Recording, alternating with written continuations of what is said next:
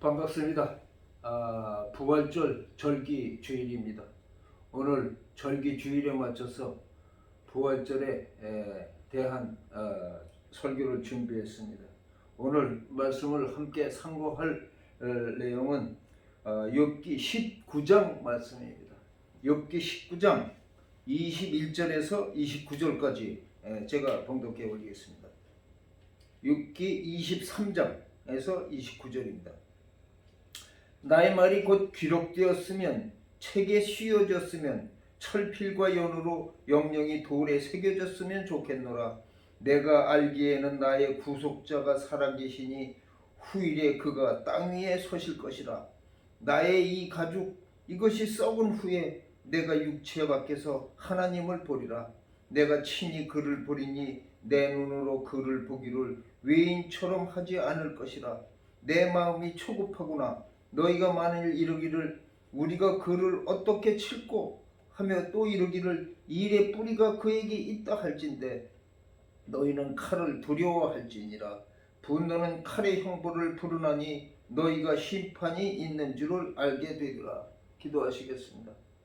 하나님 감사합니다. 오늘도 부활주일을 맞이해서 이렇게 하나님께 나와 예배와 찬양을 드릴 수 있도록 인도하여 주신 은혜를 감사를 드립니다. 우리가 참 이 세상을 살고 있지만 부활의 소망이 없으면 우리는 아무것도 아닌 인생임을 우리가 압니다.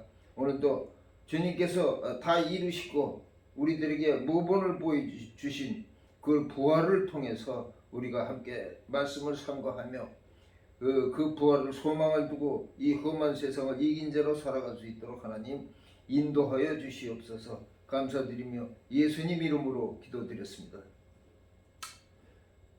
얼마 전에 본 영화, 미국의 유명한 영화 감독 스티븐 스필버그가 감독한 태양의 제국이라는 영화를 재밌게 본 적이 있습니다. 그 내용은 중국의 선교사로 살아가던 미국인 부부가 한 10살쯤 되어 보이는 그런 아들을 데리고 상해에서 거기서 생활을 하고 있었습니다. 그런데 어느 날 일본군이 쳐들어와 가지고 피난길에 오르게 됐어요. 그 혼란한 틈바구니에서 그 어린 아들이 길을 잃게 됩니다.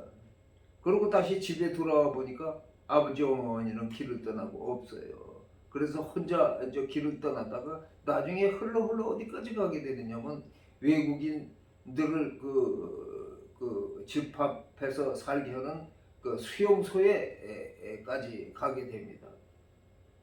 거기서 몇 년을 참 아무도 의지할 수 없는 그런 상황에서 이 어린 소녀는 자기의 생존 방법을 터득해 하면서 그리고 살아가고 있습니다.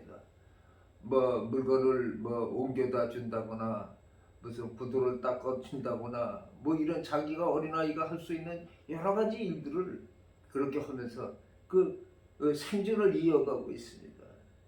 그 나중에 마지막 그 장면은 펑 하고 성광이 일더니 그게 이제 스티븐 스필버그가 그 태양의 제국 그 일본의 그 히로시마 원자 폭탄이 터진 그 섬광을 아마 표현했던 것 같아요. 그러고 난 다음에 그 일본군이 물러가고 해방이 됐습니다.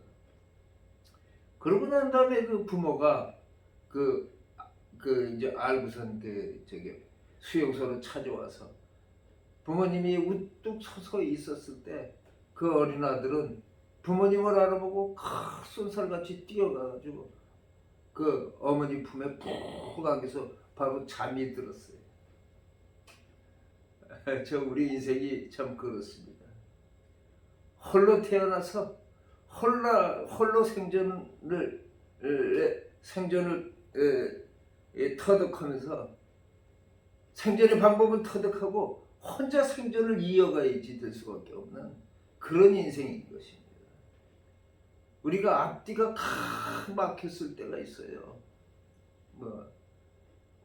동료가 있고 무슨 뭐 친척이 있고 그렇지만은 그것이 다 떠나가고 다 잃을 때가 있다고 하는 얘기입니다.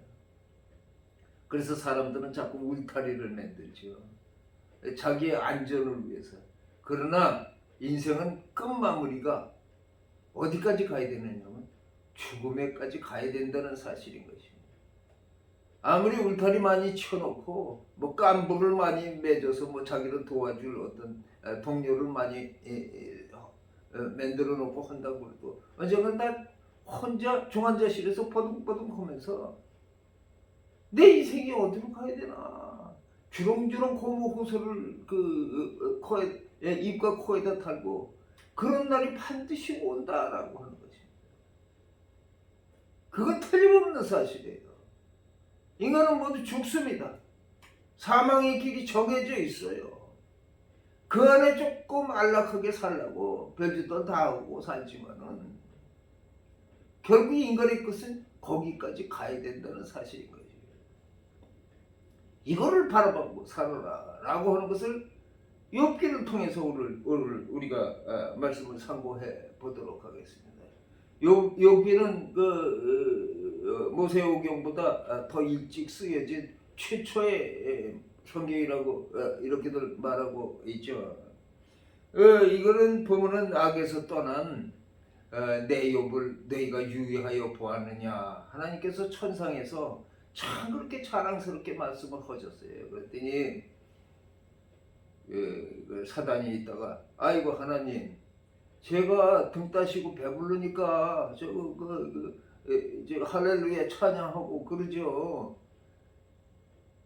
제가 그 고난을 있으면은 바로 요구하고 하는 것이 그 인간이에요. 내가 인간을 달아봐서 알아요. 아이고 하나님 자랑할 거 없어요. 그러니까 그럼 내가 네 손에 맡긴다. 사단도 하나님의 피조물입니다. 고난도 다 하나님께서 다 허락을 하셨다고 하는 거예요. 자기가 자초한 고난이 있고 뜻 모르는 인간의 받아야 하는 그런 고난이 있다고 하는 거예요. 하나님께서는 빛도 지으시고 흑암도 창조하셨다고 하는 거예요. 빛이 있으면 반드시 그림자와 그늘이 있게 마련이고 전기도 보면 플러스 극이 있고 마이너스 극이 있고 그래야 전기로서의 역할을 할 수 있다고 하는 사실인 것입니다. 고난 인간이 모든 인생들이 겪어야 하는 그런 고난이라고 하는 거예요. 고난 없는 인생은 없습니다. 그러나 그 고난에는 반드시 하나님이 우리 인생들에게 주신 뜻이 있다고 하는 것이에요. 그러나 우리는 모르고 살아갑니다. 하나님과의 연결이 안 된 모든 인생은 자기의 구부러진 잣대로다가 자기의 어떤 인생관, 철학, 어떤 자기를 위한 종교 이런 것을 만들어서 자기 안위 속에서 살다가 그리고 허망하게 죽어가는 것이 우리 인생이라고 하는 거예요. 이 우주를 창조하신 이 기가 막힌 법칙을 창조하신 한 분 하나님 누구와 합작을 하지 않으신 유일한 아버지 하나님 우리들에게 인간의 DNA를 똑같이 주시고 종류대로 이 세상의 모든 숨쉬는 동물들을 DNA가 각기 다르게 지으신 이 하나님을 우리가 모른다고 하면은 인생의 의미를 모르고 사는 거예요. 밥 벌어먹는 지식을 아무리 많이 가지고 산다고 그래도 내가 왜 살아? 내가 어디서부터 왔어? 삶의 의미가 뭐야? 어디로 가는 거야? 내 몸은 자꾸 늙어가는데 이 권력과 명예와 부와 이름 숙제 낸긴들에게 이게 무슨 소용이 있단 말인가? 이렇게 생각을 하다가 반드시 온다고. 너희는 인생에 아무 낙이 없다고 할 때가 가까기 전에 너희 창조주로 기억하라 라고 하나님께서 분명히 말씀을 하시는 거예요. 인생이 전부 그림자같이 지나는 그런 꿈같은 세월이라는 거예요. 시간 속에 묻혀버리는 인생이라고 하는 거예요. 그 속에서 무슨 인생의 의미를 찾아야 하느냐라고 하는 것을 욥기를 통해서, 최초에 쓰여진 욥기를 통해서 우리 오늘을 말씀을 참고해 보도록 하겠습니다. 첫째로 우리가 생각해 볼 말씀은, 제목은 사선에서 부활을 바라보는 인생이라는 제목으로 여러분과 함께 말씀을 참고해 보겠습니다. 첫째로 우리가 참고해 볼 말씀은 죽음을 승리로 바라보는 인생이어야 한다라고 하죠. 죽음을 승리로 바라보는 인생이 다 패하는 인생이에요. 그럼에도 불구하고 그것을 어떻게 승리를 해도 이 세상에 다 망하는 거예요. 죽음으로 간다는 건 전부 망하는 겁니다. 인생은 다 망하는 거예요. 근데 죽음 너머에 보이는 승리로 바라보는 인생을 하나님께서 열어주셨다라고 하는 거예요. 오늘 19절 23절 말씀입니다. 나의 말이 곧 기록되었으면 책에 쓰여졌으면 철필과 연호로 영영이 돌에 새겨졌으면 좋겠노라. 이게 그 고난 속에서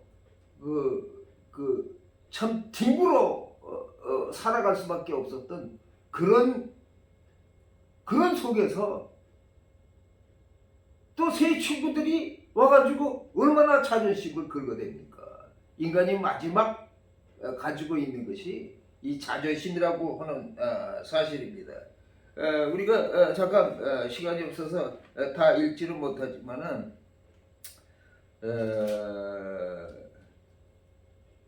그 사단을 통해서 전부 그 자녀들이 전부 죽고 나니까 욥이 이렇게 고백을 하고 있습니다. 욥이 일어나 겉옷을 찢고 머리를 밀고 땅에 엎드려 경배하며 가로되 내가 모태에서 적신이 나왔은즉 또한 적신이 그리로 돌아가올지라.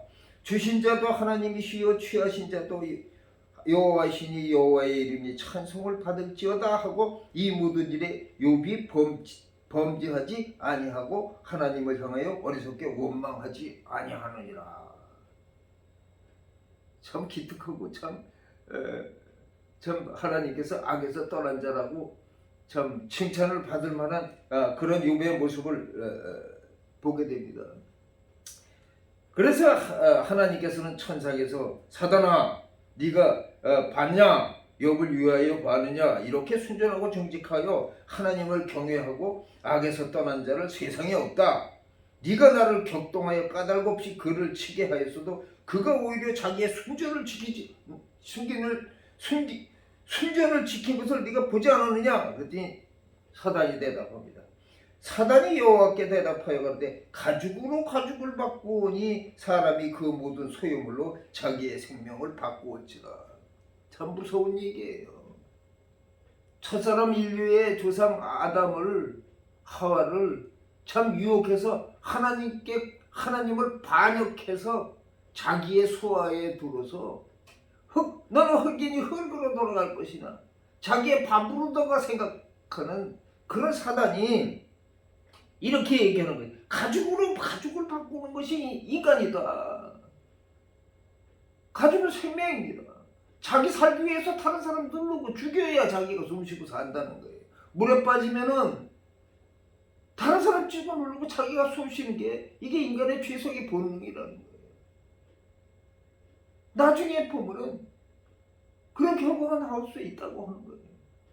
이게 또 얼마나 49년생, 50년생들이, 제가 49년생입니다. 1.4.5대 때 보면 그 폐덩어리들이 쭉 버리고 갔다고 하는 그런 사실이에요. 인간은 자기를 위해서 뱃속에 있는 자기 자식도 낙태하는 게 그게 인간인 것입니다. 가죽을 바꾸는 것이 인간이다. 내가 알아요. 이 인간들. 이 독사에 독이 들어가서 얼마나 악질이고 자기 본능적이고 이기적인 인생들이니까 그걸 알아요. 지금 그렇게 대답하고 있어요. 이제 주의 손을 펴서 그의 뼈와 살을 치게 하소서. 그리하면 정녕 대면하여 욕한다. 이렇게 얘기했더니 그럼 네가 쳐라. 그 대신에 목숨은 해하지 마라. 이렇게 했더니 머리끝에서부터 발끝까지 쳤어요. 그랬더니 어떻게 대답합니까? 그가 이르되 그대의 말이 그랬더니 제 가운데서 앉아서 기와 조각을 가져다가 몸을 긁고 있더니 그의 아내가 이르되 그래도 자기의 순전을 지키냐? 하나님을 욕하고 죽어라. 나 창피해서 못 살겠다. 그 떵떵거리고 이름 높이고 부자였었고 존경받고 살았던 우리 가문이 어떻게 당신이 그렇게 돼가지고 쫄딱 망해서 그 제 가운데서 교회장보다 더욱더 끌고 있는 그 꼬라지 내가 못 보겠다 이거야. 내 자존심 상한다 이거야. 빨리 죽으면은 그런 소리도 안 듣는데 죽지도 않아. 그러니까 죽는 방법이 있어. 어떻게? 하나님 욕해. 그럼 당장 죽을 거야. 아내마저도 이렇게 얘기하는 거지. 그랬더니 어떻게 얘기합니까? 그가 이르되 그대의 말이 어리석은 여자 중 하나의 말 같다. 그대가 우리가 하나님께 복을 받았은즉 재앙도 받지 아니하겠느냐 하고 이 모든 일에 욥이 입술로 범죄치 아니하니하라. 참 여기까지 참 합격이에요. 참 이렇게까지 여기까지 갈 수 있는 인생이 참 몇이나 될까. 참 그런 생각이 참 듭니다.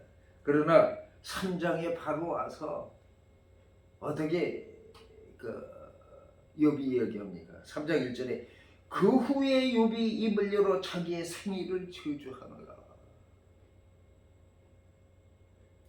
나의 낱날이 멸망되었다면 나마를 베었다 하던 그 밤도 그러하였다면 캄캄하였다면 쭉 자기의 태어난 날을 저주하는 거예요. 하나님을 원망하는 얘기죠. 직접 하나님을 원망할 수 없습니다.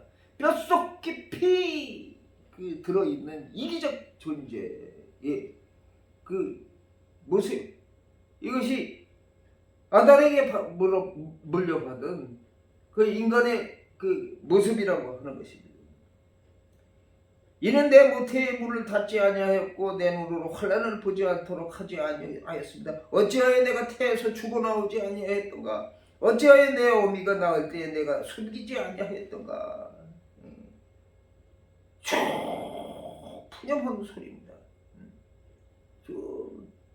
이러한 자는 죽기를 바라도 오지 아니하고 그것을 구하여 얻어 땅을 파고 풍긴 보배를 찾음보다 더하다가 무덤을 찾아오면 심히 기쁘고 즐거워한다. 평강도 없고 안원도 없고 안식도 없고 고난만 임했구나. 할렐루야 찬양. 비닐하우스 속에서 하나님 할렐루야 찬양했어요. 비닐을 확 벗겨버렸더니 날바람 부는 언덕에 서서 찬바람 부는 언덕에 서서 홀로 있게 되니까 푸념의 소리를 이제 쏟아내는 이 욥의 모습. 이거 우리 인간의 본 모습이라는 거예요. 감추고 위선으로 감춰도 이것이 인간의 모습이라고 하는 거예요. 들켰어요. 어떻게 변명할까? 아마 사단은 쾌재를 부르고 있었을 거예요. 그래서 쭉 지루하게 욥기는 욥을 찾아온 세 친구의 그 인과응보의 그 말들로 욥을 저주로 하고 있습니다. 위로하러 온 게 아니라 재판장 자리에 서서 판단을 하고 있어요. 하나님은 괜히 고난을 주지 않으셔. 너 뭐 잘못했으니까 반드시 그거 너 회개해. 이렇게 자꾸 부추기는 거예요. 인간은 하나님을 다 몰라요. 인간이 어떻게 하나님을 합니까? 이 성경책 속에 하나님이 가둘 수 있습니까? 신학의 하나님을 가둘 수 있습니까? 장님이 코끼리 다리 만지고 기둥 같다. 꼬리를 만지고 나더니 이거 무슨 빗자루 같다. 코를 만지고 나더니 이거 고무 호수 같다. 이렇게 그냥 인간의 어느 다 표현하는 거예요. 어떻게 그 실체를 다 압니까 장님이? 몰라요 다. 욥의 세 친구는 자기가 하나님을 다 안다라고 생각하고 욥에 대해서 그렇게 위로는커녕 그냥 재판장 자리에 섰다는 얘기예요. 우리가 얼마나 이런 우리에 빠지기 쉽습니까? 뭘 좀 안다고. 다 죄인이 하나님의 은혜로 구원받은 거예요. 믿음마저도 하나님의 선물이라고 그러시는 거예요. 자기 거 하나도 요만큼도 없는 게 인생이라는 거예요. 지금 근데 돌아가면서 자존심을 긁어대는 겁니다. 제일 마지막으로 남는 것은 인간의 자존심이에요. 내가 왕이다 이거예요. 내가 왜 이런 대접을 받고 살아야 되느냐 이거예요. 아직 꼽고 더럽다 이거야. 이게 가장 무서운 거예요. 하나님 앞에서도 그래요. 주먹질을 하는 겁니다. 하나님이 사람 되어 오셔도 그 하나님께 대한 주먹질을 하는 그 인생들이 왜 나한테 제대로 대우 안 해주느냐 이거야. 왜 이렇게 힘든 광야 같은 인생길에 밀림 속에서 나를 이렇게 내던져서 살아가야 되느냐 이거예요. 죽여라 이거예요. 거기에 스스로 돌아가셨어요. 인간의 악으로 인해서 한 사람도 도와준 사람이 없었다고 하는 사실이에요. 이것이 이제 인간의 그 본질이라는 얘기예요. 그러나 마지막에 욥은 어떻게 얘기를 합니까? 19장에 와서 나의 친구야 너희는 나를 불쌍히 여기라. 나를 불쌍히 여기라. 하나님의 손이 나를 치셨구나.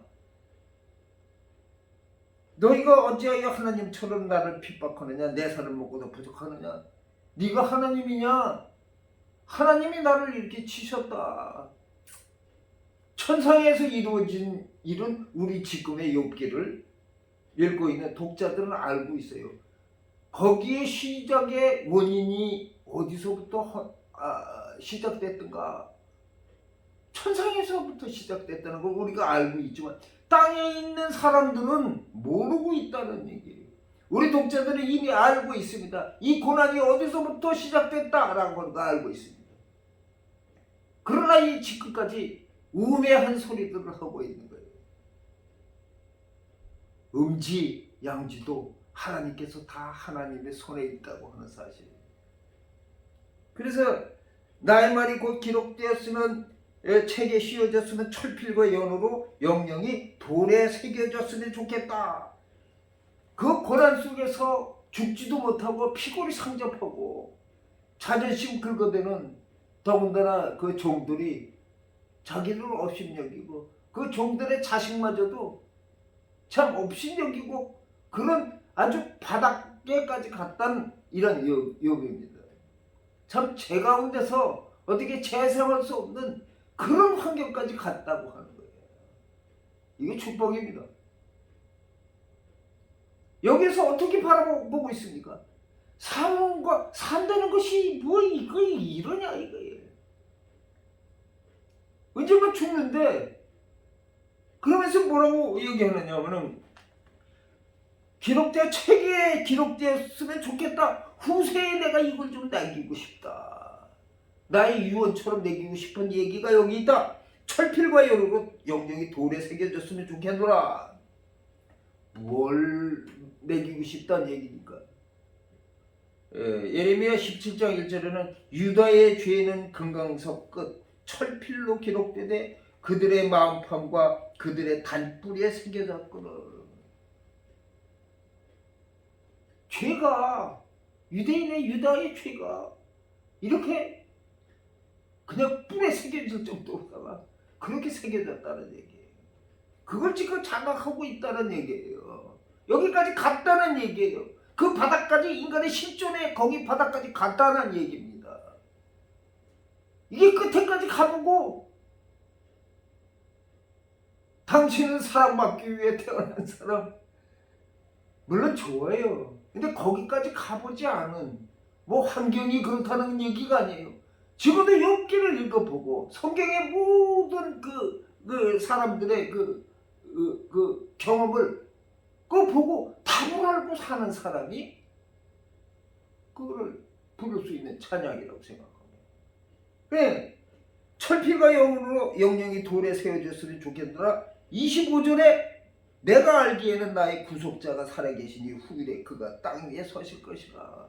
내가 들었다. 내가 들었다. 나의 구속자, 나를 구원해줄 분. 내가 죽음 이후에, 내가 죽음 후에 바라볼 수 있는, 나를 유일하게 구원해줄 수 있는 그분을 내가 들었다. 알고 있다. 후일에 그가 땅 위에 서실 것이다. 그분이 바로 하나님의 사람 되어오셔서 2022년 전에 유대 베들레헴에 인간으로 오셔서 인간의 죄를 위해서 대신 대속하기 위해서 온종일 땅에 서실 메시아가 있다. 모델하우스 속에서 완성된 그 건물을 미리 바라보고 이렇게 지금 고백을 하고 있는 거예요. 인생의 끝이 무엇입니까? 구원자 바라보는 거예요. 의인 없는 하나님 하나도 없고 하나님을 찾는 자도 없고 다 치우쳐 죄에 갇힌 인생들이에요. 위선 자선을 해봐야 다 소용없는 얘기예요. 그거 가지고 하나님 앞으로 못 가요. 욥처럼 이렇게 살 자신이 있습니까? 율법, 하나님 말씀에 아주 흠이 없게 그거 다 살았던 이런 사람들이 탈로가 났다는 얘기예요. 나중에 에기스 같은 고백을 하는 것이 내가 알기에는 나의 구속자가 살아계시니 후일에 그가 땅 위에 서실 것이다. 할렐루야입니다. 인간의 소망이 어디 있어요? 구원자, 유력의 영혼 속에서 우리 시간 속에 보내주신 그 창조주 하나님, 모태를 통해서 우리가 혈과 육을 입고 이 세상에 살아내야 하는 그런 인생들, 그것이 고난이고 그 고난 속에서 뭘 봐야지 되느냐라고 하는 것은 바로 사망이 막혀도 하늘은 열렸다 하는 거예요. 하늘 바라보게 만드시는 거예요. 하늘은 늘 열려 있으나 사방이 있으면은 그 사람들에게 깐부 이렇게 해가지고 돈으로다가 저기서 나 위급할 때 도와줘. 그게 됩니까? 혼자 왔다가 혼자 가는 인생이라고 하는 거예요. 혼자 감당해야 된다는 거예요. 어린아이도 병에 걸리면 혼자 시름시름 앓다 혼자 죽어야 되는 게 그게 인생이에요. 누가 책임집니까? 결국은 하나님께서 이성에서 보내주신 하나님께로 왔다가 하나님으로 말미암아 살다가 하나님께로 가는 그런 인생임을 자각하라 이런 얘기예요. 죽음을 승리로 바라보는 인생, 사선에 서서 우리는 지금 죽음의 앞에 한 발 한 발 다가가고 있습니다. 그 사선에 서서 뭘 바라봐야 되느냐? 부활을 바라보는 거예요. 죽으면 그만이지 뭐 있어. 아주 굉장한 믿음입니다. 아주 칭찬받아야 마땅한 그런 철저한 믿음입니다. 그러나 자기가 자기 마음도 몰라요. 자기 마음을 신뢰할 수 없는 것이 인간이에요. 자기 마음을 신뢰할 수 있습니까? 조석대로 표현하는 게 인간의 마음이라는 거예요. 그러면 나의 마음도 내가 모르는데 누굴 믿고 어떻게 살아간다? 뭘 믿어 지 마음을. 인간이 그렇다는 거예요. 그래서 모든 인생은 죽음을 승리로 바라보는 인생. 어디에 있느냐? 사선에 서서 부활을 바라보는 인생은 죽음을 승리의 눈으로 바라보며 이 땅을 살아가는 저와 여러분 되시기 바랍니다. 두 번째로 우리가 죽음을 부활의 통로로 바라보는 인생이 되어야 한다고 하는 사실입니다. 26절입니다. 나의 이 가죽 이것이 썩은 후에 내가 육체 밖에서 하나님을 보리라. 사는 것에 대해서 미련 없다고 하는 얘기예요. 산다고 하는 것이 7, 80년, 100년도 못 살다가 하는 그런 인생이 무슨 낙이 있고 무슨 인생에 그 무슨 낙이 있다고 하는 게 이 세상에 있는 것이. 그래서 내가 이 가죽 이것이 썩은 후에 내가 육체 밖에서 하나님을 보리라. 이 몸뚱아리에 갇혀 있는 내 영혼이 후를 날아서 하나님 나라에 갈 수 있다고 하는 사실. 그것을 지금 바라보고 있다. 죽음을 부활의 통로로 바라보고 있었다는 얘기예요. 죽음 겁나죠. 저도 이렇게 설교하고 있지만 죽어보지 않은 사람인데 어떻게 얘기를 하겠어요. 당장 어디가 아파서 이거 암인가? 겁나는 거예요, 인간이. 그럼에도 불구하고 죽음은 누구나 맞이해야지 될 그런 사실. 그렇다면은 그 죽음은 부활의 통로로 바라봐서 그 문을 열고 그 안에서 하나님께서, 사랑의 하나님께서 나를 위해 대신 죽으시고 우리를 구원해 주신 하나님의 팔이 거기서 팔 벌리고 기다리고 계신다는 사실입니다. 이렇게 인간을 사랑하셨다는 거예요. 어디 책에 무슨 어떤 조물주가 이런 말씀이 있습니까? 너 똑바로 해. 똑바로 하지 않으면 너 상 없어. 말씀대로 한 사람은 너 죽어. 지옥이야. 이렇게 가상으로 만들어놓은 게 이 인간이 만든 종교 아닙니까? 바로 이것이 나의 이것이 썩은 후에 내가 육체 밖에서 하나님을 보리라. 삶과 죽음이 고난 속에서 왔었을 때 이쪽 저쪽이 자유롭다는 얘기. 아이고, 다 소용없어. 나는 더 좋은 부활의 문을 열고 하나님께로 가겠다. 왜? 나의 구속자가 살아계시고 나의 창조자가 살아계시고 사망을 깨부셨던 분이시기 때문에 내가 미리 그것을 바라보고 있다 이거예요. 역사 속에 던져져서 살아나야 되지만 반드시 이 세상의 시간 속의 역사는 반드시 구원자 하나님께서 그것을 해결해 주실 것을 내가 안다, 들었다 이렇게. 온 우주를 창조하시고 인간에게 모든 것을 맡기시고 보시기에 참으로 좋으셨다. 그거 부도 안 되신다고 하는 사실. 그거를 믿고 있다는 거예요, 우리 인간이. 아버지 변치 않는 하나님의 말씀, 그거 하나 붙들고 이 험한 세상을 승리자로 살아갈 수 있다고 하는 거예요. 27절 말씀입니다. 내가 친히 그를 보리니 내 눈으로 그를 보기를 외인처럼 하지 않을 것이라. 내 마음이 초급하구나. 하나님께 앞에 악에서 떠나도록 열심히 성실하게 살았다는 그 욥은 하나님을 마음에 늘 가지고 있었어요. 비록 연약하고 그런 아담의 후손이지만 외인처럼 하지 않겠다. 내가 그를 친히 보겠다. 만나겠다 이거예요. 사망의 문을 열고 죽음은 부활의 통로를 통해서 내가 그분을 만나겠다. 내 마음이 초급하다는 얘기예요. 이게 무슨 얘기입니까? 얼른 죽었으면 좋겠다는 거예요. 사도 바울이 고백합니다.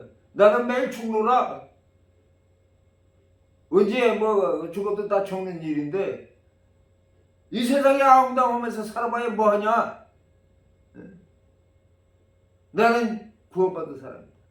하나님께서 이 세상에 있어서 다 이루셨다. 다 이루셨다. 사망 권세를 다 이기시고 모든 죄값을 다 치르시고 우리를 다 구원하셨다. 이 사랑의 하나님 품 안에 내가 얼른 가고 싶다. 그러나 나에게 하나님께서 이 세상에 보내진 나의 사명이 있기 때문에 그래서 내가 그것을 위해서 사는데 내가 육신적으로 사는 게 아니라 내가 매일 죽는다. 이 인간의 죄된 본성을 매일 죽인다. 내가 그래서 매일 죽인다. 하나님의 나라가 이 세상에 번성하고 폐역하고 죄 많은 인생의 마음속에 빛이 들어가서 죄 사함 받고 하늘 바라보면서 살게 하는 그런 대사의 역할을 하는 것이 내 소명이다. 매일 죽는다고 하는 얘기예요. 그래서 내가 친히 그를 보니 내 눈으로 그를 보기를 외인처럼 하지 않을 것이라 내 마음이 초급하구나. 죽음을 부활의 통로로 바라보는 인생이 되는 저와 여러분 되시기 바랍니다. 마지막으로 죽음을 정복한 인생이다라고 하는 사실입니다. 28절 말씀입니다. 너희가 만일 이르기를 우리가 그를 어떻게 칠까 하며 또 이르기를 이래 뿌리가 그에게 있다 할진대 너희는 칼을 두려워할지니라. 분노는 칼의 형벌을 부르나니 너희가 심판이 있는 줄을 알게 되리라. 이게 무슨 말씀입니까? 너희가 말을 친구들에게 얘기하는 게, 너희가 만일 이르기를 우리가 그를 어떻게 칠까 하며 또 이르기를 이래 뿌리가 그에게 있다 할지니 인과응고가 아니야. 너 죄졌으니까 너 이렇게 받는 거야. 하나님 공평하신 하나님이야. 이 어미하신 하나님으로만 바라봤지 자식을 위해서 회초리를 때리는 어미하신 하나님의 그 회초리 속에는 자식을 사랑하는 그 사랑의 마음을 이것까지는 몰랐다는 거예요. 어미하신 하나님으로. 세상의 종교가 다 무서운 신이에요. 그러나 하나님께서는 사랑의 하나님입니다. 하나님은 사랑이시다라고 말씀하셨어요. 그래서 만일 너희가 이르기를 우리가 그를 어떻게 칠까 하며 또 이르기를 일의 뿌리가 그에게 있다 할진대, 일의 뿌리가 어디 있습니까? 하나님으로부터 나온 거예요. 내가 이 세상에 손들고 이 세상에 태어날게요. 그리고 이 세상에 태어난 사람 하나도 없어요. 하나님께서 이 세상에 보내주시고 세상이 허망하고 헛된 인생이다. 인생길에서 고난을 경험하고 고난을 통해서 누굴 바라봐야 되느냐? 내가 너희를 위해서 대신 목숨을 버려서 너희를 구원해 주신 그 하나님의 사랑, 그거 깨닫고 오면 이제는 하나님의 자녀가 되는 권세를 주셨다 이거예요. 이거는 이 세상을 사는 것은 엄청난 특권을 얻기 위해서 이렇게 시험 기간을 주셨다고 합니다. 이게 너희가 만일 이르기를 우리가 그를 어떻게 칠까 하며 또 이르기를 일의 뿌리가 그에게 있다 할진대 29절에 너희는 칼을 두려워할지니라. 분노는 칼의 형벌을 부른다. 너희가 심판이 있는 줄 알게 되리라. 너 나 그만 좀 괴롭혀. 하나님께서 나를 치셨어. 니들이 재판장 자리에 앉아서 나를 자꾸 그렇게 재판을 하지 마라. 너희는 칼을 두려워해. 반드시 공의 앞에서는 반드시 죽는 거예요. 죽어요. 칼이에요. 그러나 분노는 칼의 형벌을 부른다. 율법주의, 인본주의, 이것은 결국 뭘 부르느냐 하면은 분노를 부르게 됐어요. 돼 있다고. 닭도둑이 소도둑에게 나는 닭 한 마리 밖에 안 훔쳤는데 너는 소를 한 마리 훔쳤냐 이 진짜 도둑놈아. 이러고 손가락질 하는 거예요. 이러고 살아가는 것이 인간 세상이라고 하는 거예요. 뭐만 있습니까? 야 너는 깨끗하냐 내가 알겠는 나보다 더해. 분노만 사는 거예요. 사단의 전력인 것이. 하나님께서 다 용서해 주셨다는 사실. 2022년 전에 하나님이 사람 되어 베들레헴에 아기로 오시고 우리가 겪어야 할 모든 고난을 다 겪으시고 친히 겪으시고 우리 죄를 위해서 덜커덕 십자가 위에서 인간의 악한 그 본성들이 군중들의 함성이 있습니다. 못 박아라! 못 박아라! 떡도 먹었고 많이 그 병을 고쳤던 그 군중 속에 아마 그런 사람들이 있을 거예요. 못 박아라! 못 박아라! 그 군중 속에 모든 군중 속에 있었다고. 아무도 하나님의 그 십자가의 길을 아무도 도와준 사람이 없었다고 하는 거예요. 제자들마저도 욕하고 다 도망갔다는 얘기예요. 하나는 또 팔아먹었어. 돈 받고 팔아먹은 놈이나 욕하고 저주하고 그런 간 사람이나 뭐이 틀려 인간이 그렇다는 얘기예요. 여기까지 고난의 끝에는 뭘 바라봐야 되느냐라고. 나의 구속자가 살아계시니 나의 구속자가 살아계시니 후일에 그가 땅 위에 서실 것이라. 나의 이 가죽 이것이 썩은 후에 내가 육체 밖에서 하나님을 볼 거다. 내가 친히 그를 보리니 내 눈으로 그를 보기를 외인처럼 하지 않을 것이다. 내 마음이 총파다. 이긴 자로 이 세상을 살아라. 사망아 네가 어디니? 사망이 쏘는 곳이 네가 어디 있느냐? 내가 성진자로 살아갈 거다. 왜? 우리 대장 예수님께서 모든 사망의 권세를 깨고 이기시고 돌문을 여시고 나오셨다. 그리고 하나님처럼 우리를 끌어안고 하늘로 올라가셨다는 얘기예요. 그 하늘에 앉아서 이 세상을 너희는 하나님의 자녀로다가 빛의 자녀로 살다 와라. 지금 이렇게 말씀해 주시는 거예요. 너는 내가 거룩하니 너희가 거룩하다. 네 육신이 그런 게 아니라 다 깨끗함을 받았다 이러는 거예요. 이렇게 살라고 합니다. 이 욥기를 통해서 사선에서 누구든지 다가올 그런 인생의 끝에 부활을 바라보는 모든 인생이 되시기를 주님의 이름으로 축원드립니다. 기도하시겠습니다. 하나님 아버지 감사합니다. 참 죽음을 향해서 참 화장터를 향해서 한 발 한 발 갈 수밖에 없는 그런 우리의 인생길에 무엇이 이 세상의 자랑이고 무엇이 이 세상의 참 행복입니까? 참 욥기를 통해서 하나님이 그 답을 알려주셨으니 하나님의 자녀로 참 빛과 소금을 맛을 잃지 않는 그런 자녀로 이 세상을 살다 참 죽음을 너머에서 부활을 바라보면서 우리가 한 발 한 발 갈 수 있는 승리자의 인생이 될 수 있도록 하나님 은혜 내려 주시고 축복하여 주시옵소서. 감사드리며 예수님 이름으로 기도드렸습니다.